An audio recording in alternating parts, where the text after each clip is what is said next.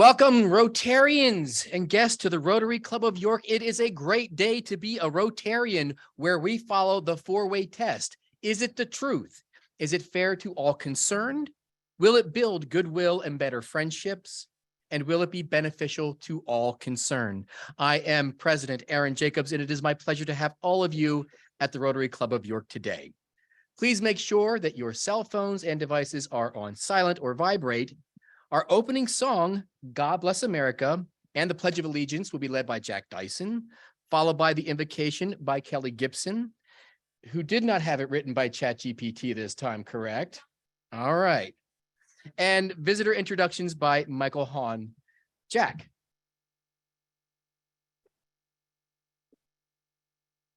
Please join me. God bless America, land that I love. Stand beside her and guide her through the night with the light from above. From the mountains to the prairies, to the oceans white with foam. God bless America, my home, sweet home. God bless America, my home, sweet home. I pledge allegiance to the flag of the United States of America and to the republic for which it stands, one nation under God, indivisible, with liberty and justice for all.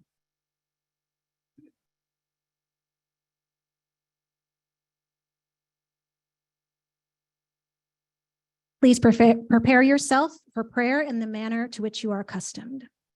For many of us, the cinema can be a religious experience. Since its beginning, film has sought to build worlds, help us understand our experiences, and transcend to a higher place. The earliest directors brought their religion into their films, giving us access to the practices, beliefs, and ideals of different spiritualities around the globe from the comfort of our couch. Indeed, the making of a film is an act of faith, only possible through prayer, hope, and sometimes suffering. Just ask a film director. As we learn more about the ways that film can enrich our community and our economy, let us also remember those moments of magic, of reverence, and of deep spiritual communion that can happen when we gather in the dark and watch something transformational together. We give thanks to the filmmakers and for the hands that prepared and served our meal today. All this we pray. Amen.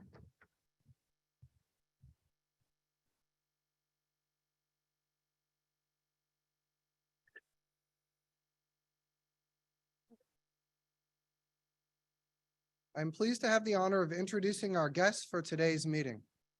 When I call your name, please stand and remain standing until President Aaron has welcomed you.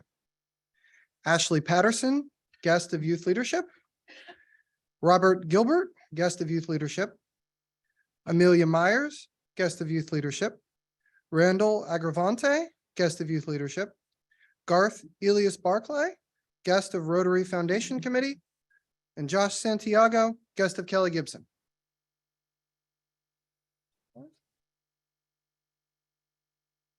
Thank you, Michael, and hello, all of our guests today.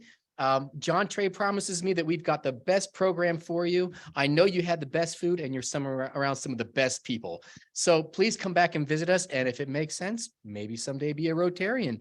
Rotarians, help me welcome our guests today.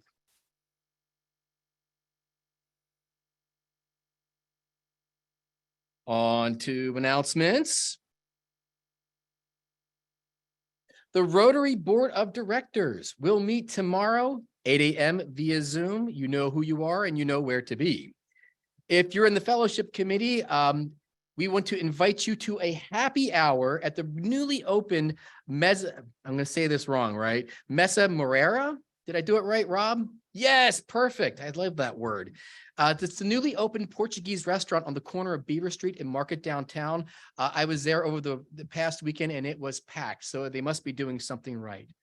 So drop in on August 15th for fellowship and conversation from 5 to 7 p.m. This is Dutch Treat, but let Rob know that you're coming by messaging him. But if you get a last minute impulse, by all means, show up. You will be welcomed. Into not so great news, we have a couple losses within the club here. Our condolences to Rotarian Matt Summer on the passing of his mother-in-law, Judge Penny Lee Blackwell. Judge Blackwell did pass away over the weekend. In addition to that, we extend our condolences to Rotarian Charlie Snyder on the passing of his twin sister, Susan Drenning, this past week as well. And by the way, their father is a long-term Rotarian, Charles Snyder. So please keep them in your prayers and sympathies when you see them. And now I'd like to invite Walt Tilley with some good news, finally, from Youth Exchange. Walt.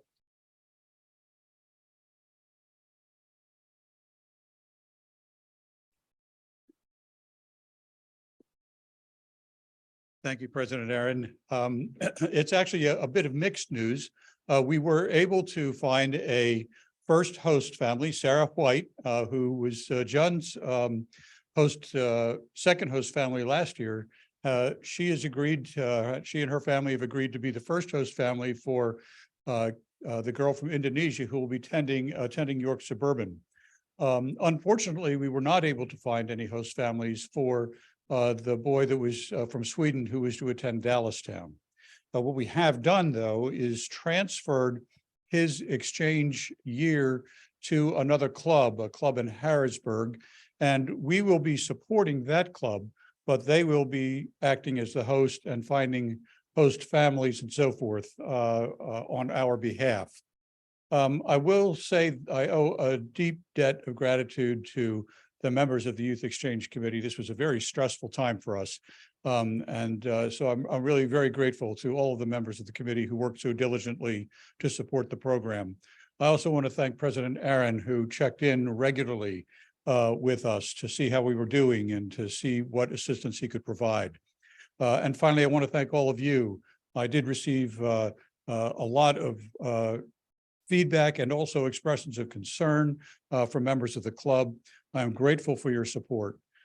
We look forward to revamping the program. We're going to meet on the third Thursday in August as a committee, and we're going to come up with ideas that we think will enhance the recruitment process for host families so that we don't have this kind of a situation occur again. Again, thank you all for your support. Please look forward to welcoming Kahira Bishardi from Indonesia when she arrives. She comes in Saturday, by the way, so she might be at our next meeting next week. And the reason is because Jaleese Seidel is our program next week, and she is the outbound student who has returned from her year in Slovakia, and she'll be telling us about that year. So really looking forward to that program. Thank you.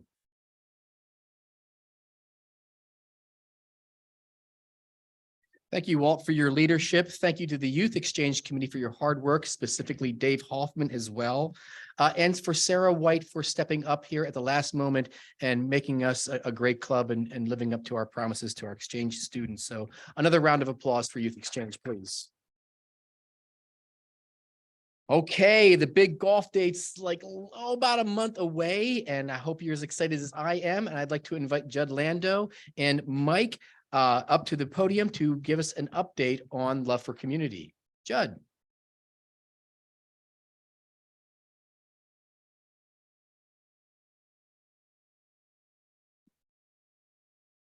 Thank you, President Aaron. Good afternoon, everybody. Our annual fundraising event, Love for Community, will take place on Monday, September 11th at the Country Club of York right here. The rain date is September 11th. Is September 18th. As Aaron stated, we are only 4.5 weeks away, so we need everyone's support, please. We hope all of our fellow Rotarians will join us on this fun day. You can play golf, tennis, pickleball, croquet, or cornhole, or you can just come for the delicious dinner and the auction emceed by Chris Toff. We are very grateful to the generosity and the leadership of our two presenting sponsors, North Industrial Chemical and Fox 43. I'm also happy to report today that WellSpan Health will be a diamond sponsor this year. And we have 2 platinum sponsors, the Powder Mill Foundation and S&H Express. Please join me in applauding these community leaders for their generous support of our project.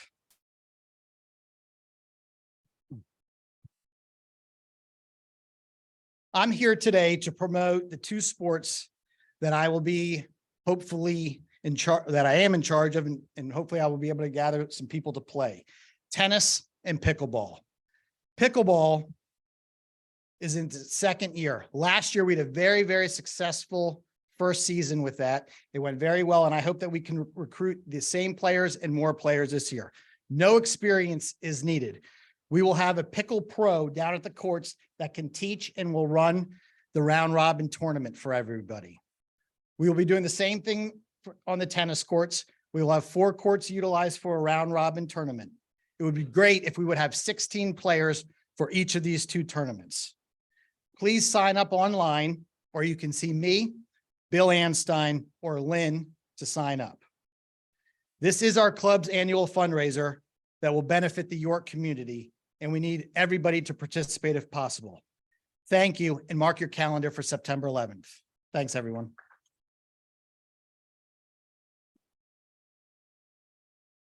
Thank you, Judd, for that update. We are really looking forward to that event this year, me in particular. See you on the greens, as they say.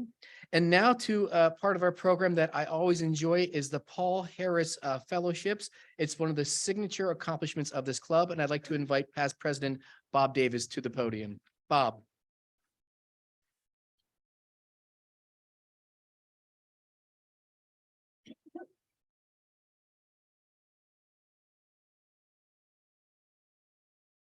Thank you, President Aaron. The Paul Harris Fellowship represents a gift of $1,000 to the foundation of the Rotary International. That money is used internationally as well as locally for projects that help all the people in our community, in our country, and internationally. Polio is, of course, the big one, and we're still almost there with polio, but we're close. We have 5 recipients of Paul Harris Fellows today. First one is John Kleindens. He is receiving Paul Harris +4. Nice work, John.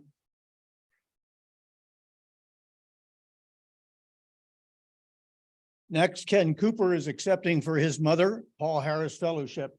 Thank you, Ken.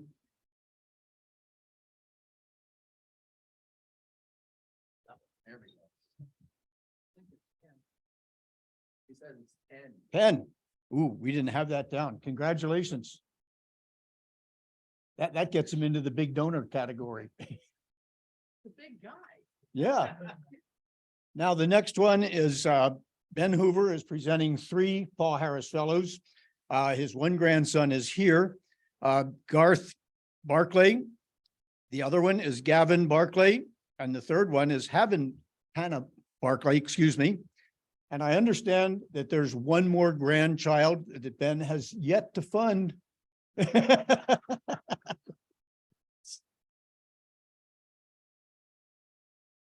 So congratulations, Ben and Garth, and all our Paul Harris recipients.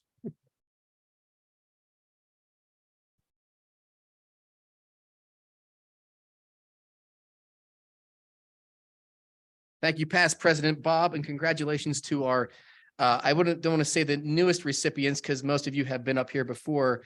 Just a show of hands, where are all our Paul Harris Fellows of any level in this club? Yeah, that's a lot of us. That's a huge accomplishment for this club. And I should say we are proud of it because we're very passionate of it. So a round of applause again for our Paul Harris Fellows till today and that have come before. All right, time to talk about RILA, the Youth Leadership Committee report. Kevin Apnell, can you give us an update? All right. Thank you. I have the great pleasure. First of all, before I introduce you to 4 of our students who attended RILA, I do want to say I'd be remiss to not thank the entire club, specifically the Youth Leadership Committee, but also just this club in general.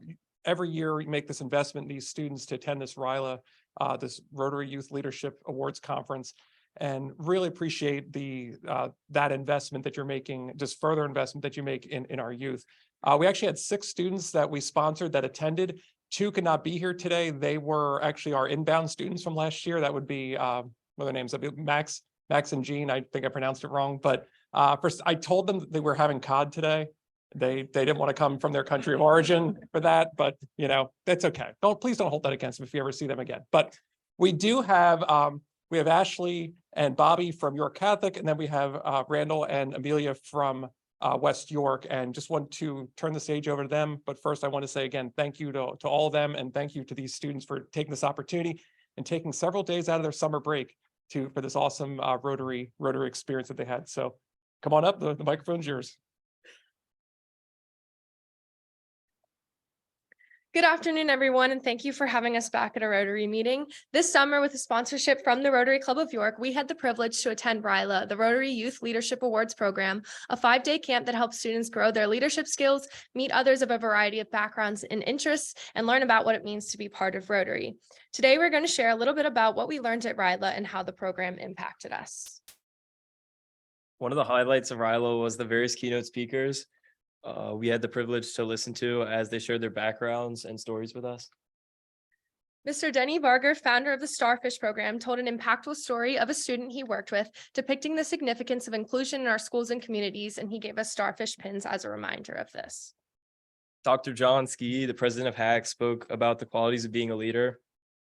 We together with him as a group chose 3 words that we thought best describe a leader, and we chose adaptable, open-minded, and having good communication. Ms. Charisse Johnson, a professional at the Milton Hershey School, used her background working with students to inspire us to believe in ourselves and what we can accomplish, followed by some motivational Zumba dancing.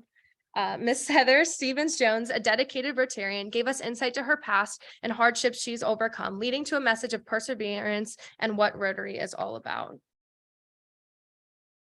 Zane Gizzy, who works as a major gifts officer for the Penn State College of Medicine and the Penn State Milton S. Hershey Medical Center, spoke to us about his 5 verbs of leadership: commit, act, respect yourself, excel, and care. He spoke about this with examples from history and from his personal life. In each of these presentations, we learn not just about the speakers, but ourselves, pushing us to be introspective and find the leadership qualities inside of us. These lessons drive us to be the examples in our communities as we step into leadership roles in our senior years, taking lessons of inclusion, open-mindedness, respect, and determination. I personally felt like these speeches gave us self-assurance that a leader exists within each and every one of us, and if we keep working and follow this guidance, we can pull those qualities out. So throughout RILA, we were asked to describe our experience in 1 word. My word was confidence. So immediately when we got to RILA, we were split up into groups of students from different high schools that we had never met before, and we were put in uncomfortable situations. Throughout the 5 days, though, we became very close friends with those in our groups and learned how to confidently lead them. We gained this confidence and practiced this through group team bonding experiences and activities. So we led in experiences like band and chorus, making human machines, creating our RILA experience video, and creating a variety show performance. We showed our leadership and our leadership mindset by organizing impromptu dorm hallway races, and we also organized a Bible study in our free time. So in addition to our confidence practice throughout these activities, we also learned more about our own leadership styles and skill sets, and we had fun connecting with our peers. The camaraderie and teamwork that we experienced in our groups formed close friendships that will last with us for a long time as we all stay in contact. RILA was an exhilarating whirlwind of activities that ignited passion and growth across students across several counties in Pennsylvania. From sports games to creative t-shirts designs, we embrace every moment with enthusiasm. We relished in free time, crafting or bonding over a pizza party and crafting our own Sunday delights. But the essence of this camp transcended fun and games. The Make My Day initiative spread smiles as we made the day of several employees across the Messiah University. In the process, we learned the profound impact of kindness. Career seminars sparked aspirations, while scavenger hunts promoted problem-solving skills. The fallout shelter activities fostered teamwork, uniting us through shared challenges. And as the week drew to a close, the end of week talent show unleashed hidden talents and forged lasting memories. Indeed, RILA was a transformative experience. Through diverse activities, us as emerging leaders discovered the power of unity, empathy, and personal growth. We now stand equipped to tackle the world with newfound resilience and purpose. We all would like to thank you guys for supporting us through this RILA experience. Thank you, guys.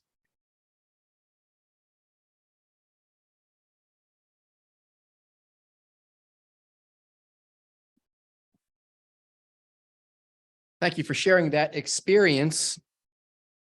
Speaking of experience, if I've learned anything when it comes to leadership, it really is a journey that is just nothing but learning the entire way through that. And I think speaking in a room full of community leaders, we would all tell you one thing, that leadership always has a starting point. And it sounds like you're at that starting point of learning and growing and helping others. And we're very pleased with what you've learned from your event. So Rotarians, another round of applause for our students. Okay, on to the program. Let's all go to the movies. Kelly, would you please come to the podium and introduce our speaker for today?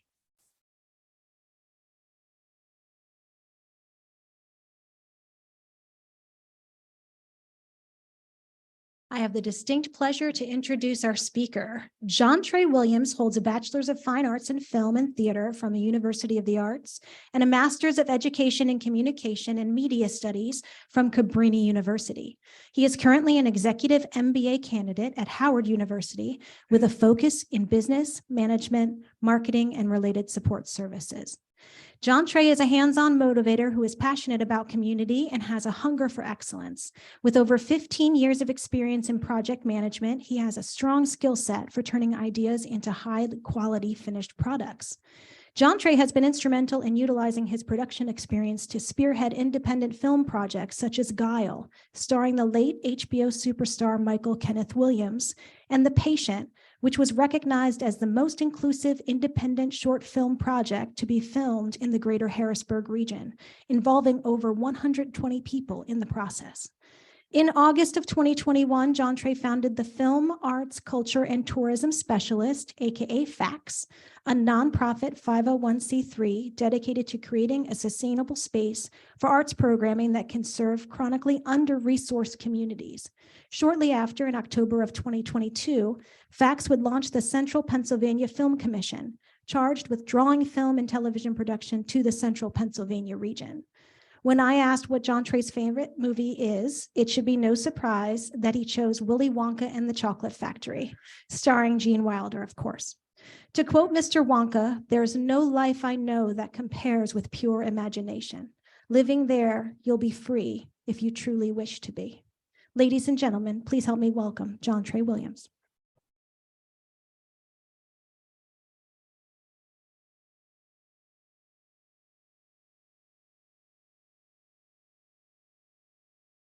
Thank you, Kelly, for that introduction. And thank you, Rotarians, for your time today. And I must acknowledge that it's an honor to be here before you today. It's been no small feat founding a nonprofit organization. I spent many years toggling over whether or not it would be a necessary thing to do. But a little bit on my background, which was just read. The biggest charge that I had was many arts organizations starting from when I was in high school that continued to be pulled and swept from under me. When I was in the 10th grade, I was a part of a magnet school program through the Harrisburg School District. And in my 10th grade year, that program was shut down. Thankfully, I was accepted into the Pennsylvania Governor's School of the Arts. It was there that I was able to not only be confirmed that I was pretty good at this thing in theater and production, but when I would see a vast number of students from all across the state who are like me that had the same drive and same charge. That fueled me to though we had a program that was taken away from us, start producing when I was in high school producing plays. I had produced 6 by the time that I left. I went on to college, and then I came back to Harrisburg and started producing plays again. It was there when I met Michael K. Williams, and he just further ensured that this was something that he thought I would be good at. At the time, he was playing on a show called The Wire. I didn't watch it much because I didn't have HBO and I didn't have the money. So I really didn't even appreciate who he was or what he was doing. But I did appreciate him pouring into me as a person. I was working on a short film project called Guile, which was an independent project that we were doing guerrilla style. And that just means a guy, a camera, and whatever actors are around, very skeleton crew. And we were shooting that, and Mike agreed to be involved with that project. He actually asked me, he said, "Hey, you're working on something and you didn't tell me?" I said, "Well, come on, man." He said, "No, I'd love to be a part of it." And I said, fine. We wrote a part in for him. He came and he filmed the next day. When we were finished with that project, he saw it and he said, "You know, Johntrae, I think you should take this and you should move to Los Angeles." And I said, "You're kidding." He said, "No, I'm not." He did not only invite me to Los Angeles, he invited me to Los Angeles to live with him for a month. And I decided that I was going to move there and I was going to live. It was there when I got the scope of how many jobs and how many people were involved in the film industry. When you visit sets, or even when we would go back to the set in Baltimore of The Wire, you would see jobs like people that would bring out his coat. And any of you that would know the character Omar on the show The Wire, the coat is like a big deal. And the person that would bring it to him, to his trailer, would bring it with such care. And I say, man, that's a job. That's somebody's job to do that. And that wardrobe department was steep and it was full of people. Then I moved on to work on the set of Disney on a show called Corey in the House, which was a spinoff of another show called That's So Raven. And I got a chance to experience the studio lot side of things, working on that show. And again, people upon people upon people. And I said to myself, man, I really wish that we could experience this level of production where I'm from. Well, a funny thing happened while I was in Los Angeles at the time. States began getting a tax credit for inviting production into their region. It became a battle of the states. What state could offer perhaps the best tax credit and drive in production into their region and area?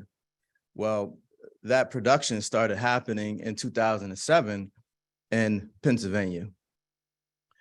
It was not surely too long after that. I moved back. I spent 5 years in Los Angeles, moved back to Pennsylvania, and noticed the same gap that I had when I was in high school as it pertained to the arts. It was then that I knew I have to try my best to do something about it. So I worked to found and form FACTS, the Film Arts, Culture, and Tourism Specialist. One thing that I will say is that when the arts programming was pulled in the Harrisburg School District, it was pulled, and in that same building, they replaced it with math and science, because the charge in education at that point, that's where the dollars were going, to math and science. Then math and science got overruled by STEM. Then dollars were going in education to anything that was dealing with STEM. Then finally, the arts could take its place when in education, STEAM was recognized. It was that gave me the idea that one magic word and one magic letter could find its place in something in arts and culture, which has been around for years, arts, culture, and tourism. So I said, what if we added film to that and all of a sudden bring attention to something that has kind of lost its place or oftentimes does not get recognized, arts and culture, which is extremely important. Film is an economic driver. It brings lots of money. By the time we're done, you'll see exactly how much money film and production bring. facts, we realized that film, and I don't expect those of you to back to see all the details of this, but you can see that the acronym film FACT stands for Film, Arts, Culture, and Tourism Specialists. And that's because all of these things are drivers towards a focus on what it would take to build a sustainable arts organization, really leaning on film to help do so. Our goal is to create a sustainable space for arts programming that can serve chronically under-resourced communities. A lot of times under-resourced communities are looking for money, constantly running out of money for programming and things like that. And a lot of times, if it's not grants or sponsorships, or we were just looking for an economic driver that would help with that. So through FACTS, residents will have access to arts and culture, film and video production in a way that strengthens the visibility, exposure for local artists and aspiring creatives, providing opportunities for stakeholders, community capacity building, and cultivating economic development through skill-based training opportunities. I know it's a lot. This is how we would do it. So FACTS, our overarching nonprofit, is the nonprofit. The Central Pennsylvania Film Commission is a program of FACTS. And what that means is that as a 501c3, FACTS now has a program that's a driver to bring economy into the region so that it's not always kind of like begging as an arts organization, please, we need help, but something that would be a driver and bring opportunities. This is our charter.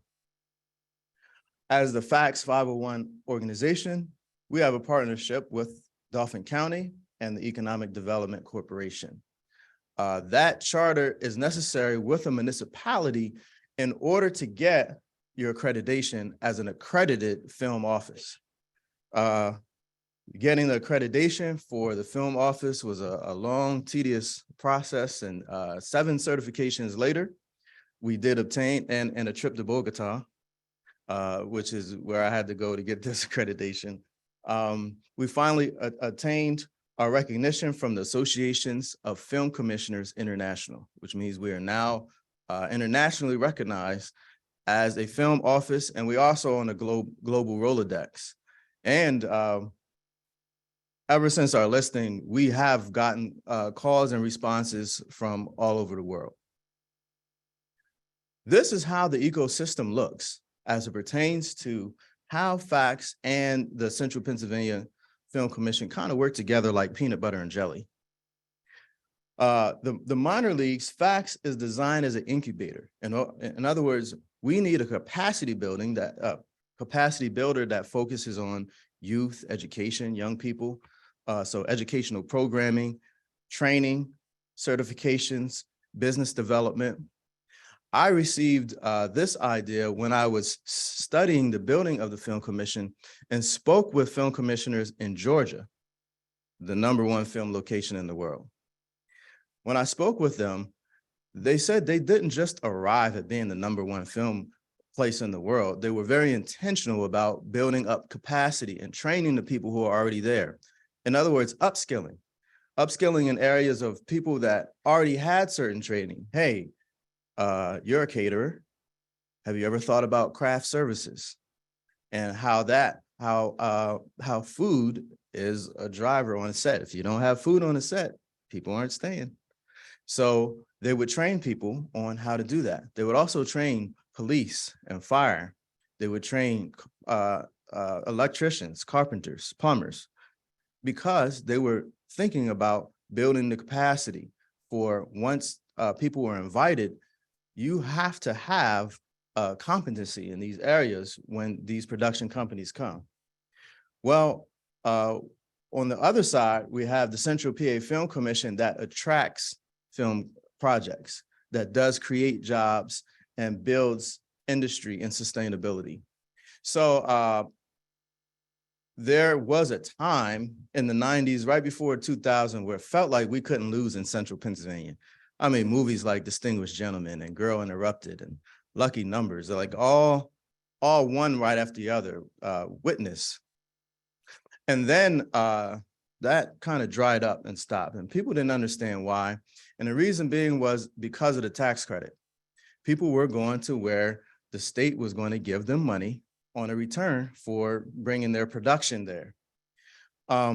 Pennsylvania as a whole is attractive to film and production. Us being a new delegation and film office, we have to have specified programs like our Direct Connect program that builds up people and helps them prepare for getting on set. Direct Connect program helps. Last year, we had experience getting young people on set, interviewing celebrities. We had one student go off to the work and intern with CBS for all of the Baltimore Ravens games and be a production assistant on site so she could learn firsthand what that experience was like and also see all the jobs that were there and available and work towards that.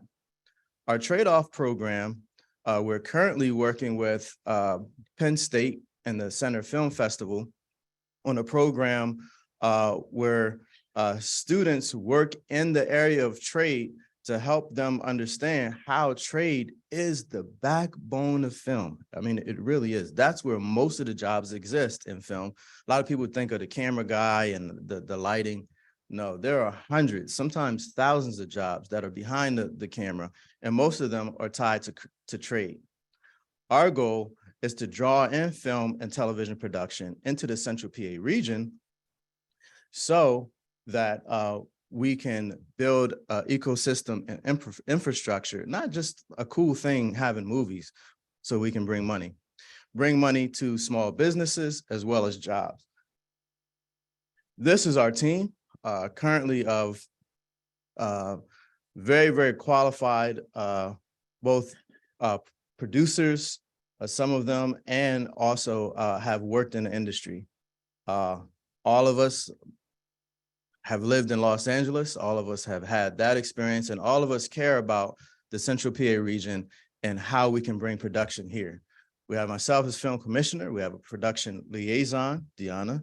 We have a locations manager who focuses on the knowledge of all these different locations and focuses on our internal Rolodex, making sure that we can promote locations within the Central PA area. We have our director of physical production, who's really good at the nuts and bolts of what every project will need and what producers will need when they come to this area. And our director of community engagement, Ryan Shank, is really good with the local production in the area, and as well as he has a background in education as well, as we're working on our bridge building programs that we can build capacity and bridges from these college universities to on-set experiences with film and production companies that we have in the region. Our target market is major motion picture industry, TV series, commercials, because they bring the most money. But we don't want to leave out documentaries, reality TV, and corporate and industrials as well. A lot of times they don't involve as many people. And we're looking towards things that will really help in terms of an economic driver. Documentaries, reality TV, and corporate does help with tourism, which we'll talk about in a minute. Again, I don't expect you to be able to read this in the back, but if you can see, this is just the supportive services that are utilized when film production comes into the region. There are many of them there, everything from accommodations to casting services, facilities, financial services, food services, legal services, medical and health services, other labor services, carpenters, electricians, rental services, transportation services, travel services. These all, it's like the circuses in town when production comes, and they don't bring a lot of things when they come. They look for what's already in where they're at. That's why we focus on capacity building, so that when they're looking, we can have a good Rolodex, so almost like R. Kelly's list of people that are good in our area, that are worthwhile small businesses and things of that magnitude. Again, don't expect you to see this in the back, but these are very high numbers for what film production brings in per day. on a high end for higher end film production projects, anywhere from $260,000 to $500,000 per day. All that money is typically spent locally within the local economy. This comes to one of our issues, is that in central Pennsylvania, we are a lot of bit behind the 8 ball, because for years, no one has focused on marketing this region. So not in a malicious way, but for the past 10 years of this tax credit that has been introduced, the vast majority of that tax credit has gone to Philadelphia and Pittsburgh. In all fairness, they have had a substantial film office in those areas that do have direct access to the industry and have for years. We in central Pennsylvania do have direct access to the industry. Disney, Netflix, Universal, you name it, we can talk to them. That's not the issue. The issue is when they are vowing for the tax credit to come here, our tax credit in Pennsylvania is capped at $100 million currently. And once they run out of that tax credit, then the state doesn't distribute it. And typically that happens in a day. So July 1st fiscal year, that tax credit is distributed, and only 2% of that has gone out in the past 10 years, only 2% has gone outside of that, meaning not just the central Pennsylvania, all the rest of Pennsylvania. That means we're not experiencing the economic impact that I was just talking about pertaining to film and production. So we are pushing the narrative of this being an opportunity zone. So opportunity, meaning opportunity zone for existing underutilized areas, but also T-zone, meaning T-zone of the state, meaning the entire T-zone has only gotten 2%. So we're looking at this not as a movie opportunity, but as a jobs program that fosters workforce development while building career pathway opportunities for underutilized film areas. That means that we can build industry, increase jobs, tourism dollars, educational advancement, diverse workforce. This is a fact from the from the U.S. Bureau of Economic Analysis. The motion picture industry adds more to the U.S. economy than the total value by automobile manufacturing. This is what the T-zone kind of looks like. And we want to bring film production. We do, in fact, at Facts, focus on the central Pennsylvania area. But in this initiative, we'd be looking to drive the state and decision makers to make a change in the T-zone so that we could have impact in our area. In other words, these are things like I've heard before. Well, that's just the way it is. That's just the way it is. They just kind of go to Philly and Pittsburgh, and that I do not accept. The same way that we may not accept from a handicap accessibility, where we would not say that's just the way it's been. Something has to be done, and a lot of times what has to be done becomes law, as it did for handicap accessibility. We're looking to become law for a 5 to 10% increase in central Pennsylvania for film production that comes into the T-zone. This is not anything new. This is exactly what California does in order to incentivize production outside of Los Angeles. They know that given the chance, every filmmaker would just go to Los Angeles. They wouldn't even think about outside areas. That's what we're experiencing here in Pennsylvania. Same thing happens in New York. They get a 10% increase just for filming outside the city. This is what that looks like. Everything in the orange zone right now, currently in New York, is 30%, which does from the gate beat our 25% in Pennsylvania. Pennsylvania, we give 25% back to film production that comes into our region. New York is currently offering 30%. But as you can see, how much of the area typically does not get film production, well, that 10% makes that film industry think a little stronger about whether or not they're going to go to Albany or not. Those are the kind of incentives that we need here in Pennsylvania as well. We're also gearing up for this because it is a huge tourism play. If you ever watched the show Cheers, I couldn't tell you how many people, when they visit Boston, make sure they stop by the Cheers bar because they've seen it on TV. Jay Rowe from HBO understands this exactly, gave it a name, the 40-40 rule, which says that you can almost count on a 40% increase in tourism to a demographic when a film production takes place, or 40% of tourism in locations that have experienced film production can be contributed to the film. They knew this and found this out royally with Game of Thrones. As a matter of fact, with Game of Thrones, it was directly, they benefited 107 million in Northern Ireland with it, and 39 million of that is geared directly towards having production there. They were being smart when they created a show called Last of Us, where they thought about tourism in advance. They actually write in locations in The Last of Us because they know people will visit when they write it in. So they've in their downtown areas and things like that, they made sure that it was a part of the script, and it has not failed them. As a matter of fact, Last of Us is kind of like a apocalypse type style film where there's areas that they have not cleaned up because they know people will visit, and it draws in tourism and it draws in money. Our ask is to adopt the opportunity zone tax incentive so that we can create industry, create and increase jobs, and create tourism, and join us on this continual narrative from small businesses to job opportunities to colleges. We have to come together and really push this narrative out there.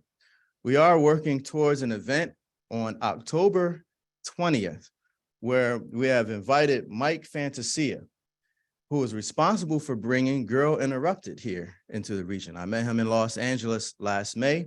He saw my name tag and he saw that I had Dauphin County on my tag. And he said, wait, Dauphin County, I know where that's at. That's in Harrisburg. I said, you're almost right. I said, how do you know that? And he said, well, we produced a film there called Girl Interrupted.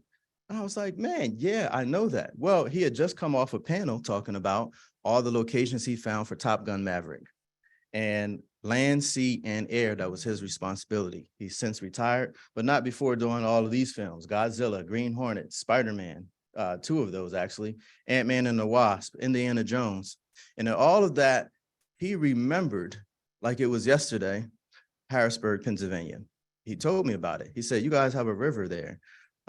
He said, on 10 miles on one side of the river, you can get one thing. On 10 miles on the other, you can get what you couldn't find on the other 10. I said, yeah. And he said, I said, what about crew? Were you able to find crew? He said, well, it was limited, but we went to Philly, we went to Pittsburgh, we got everything that I needed. I said, will you come to my hometown and tell everybody what you just said? He said, I'd be glad to. I also met the film commissioner of Texas, who handles South by Southwest, and Texas is a huge contributor to film production. Their tax credit went from 45 million to 200 million under the directorship of Stephanie Wallen, who is from Lancaster, Pennsylvania. She came to visit me recently, a few weeks back, and she said, Johntrae, if Lancaster would have been like this before I left for Texas, I would not have left. She said, you guys are going to kick butt. I said, will you come to my hometown and tell them that? And she said, yes. So we're gearing up in October to have this event, to fill a charge room similar to this, with stakeholders from government, colleges, schools, small businesses, and things like that, so they can understand collectively the value of film production in the region. And with that, thank you for your time. We'll open up the floor to any questions that you may have.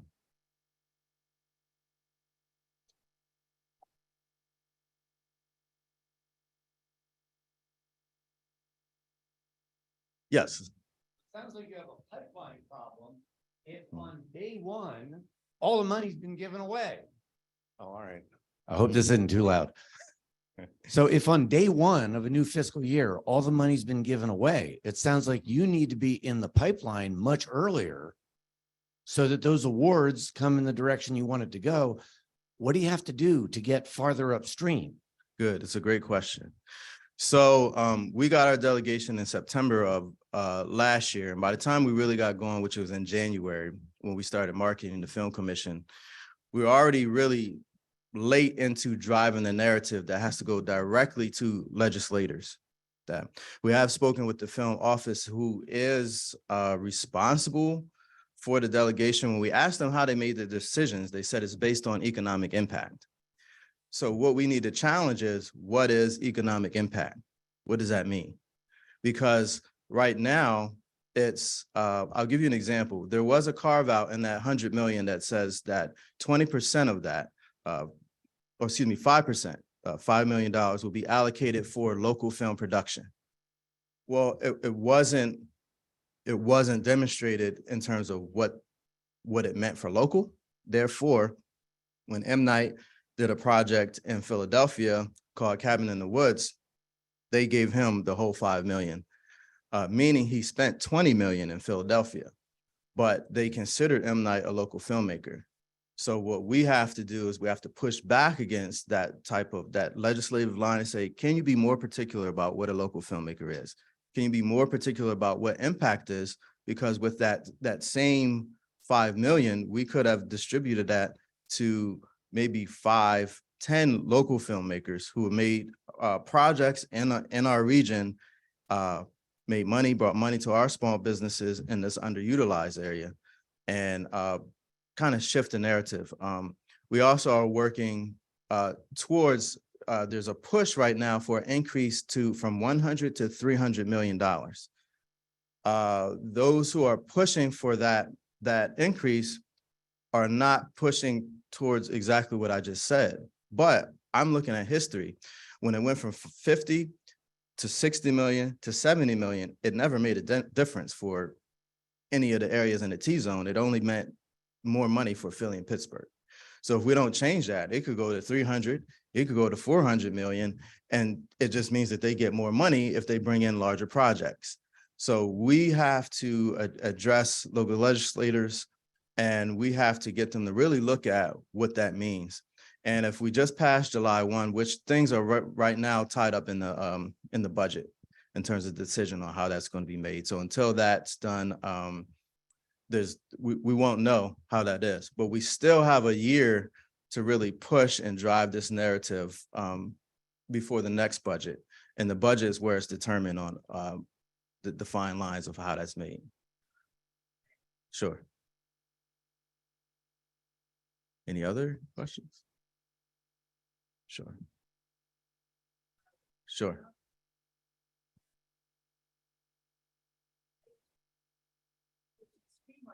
Might have on how things play out for Pennsylvania.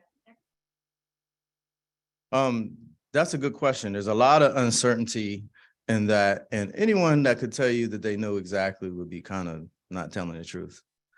And that is because with the writers and the actors joining in, and you have the studios that are pretty much standing their ground.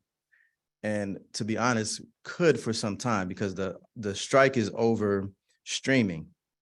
And it's different than 2008, where we were going from network TV to Hulu, because they still needed to churn out content.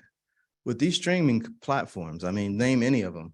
How long could you sit there and watch something on Netflix and still have 20 episodes of something that you have not seen, or 20 movies? So they're kind of holding their ground as the network, and no one knows exactly what that means. But there are opportunities in the meantime for us to continue to drive our narrative. In the strike, they are allowed to do independent production. So they just can't do anything for any of the major projects. We're looking at local filmmakers to take advantage of that, and perhaps during the strike be able to get talent that they maybe would not normally be able to get. I mean, I've been reading things on talent selling their homes. So the chances of them doing an independent film is maybe a little steeper than a couple months back when they were, and especially now that they can.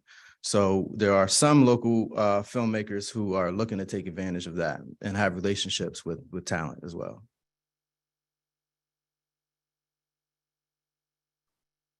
Thank you.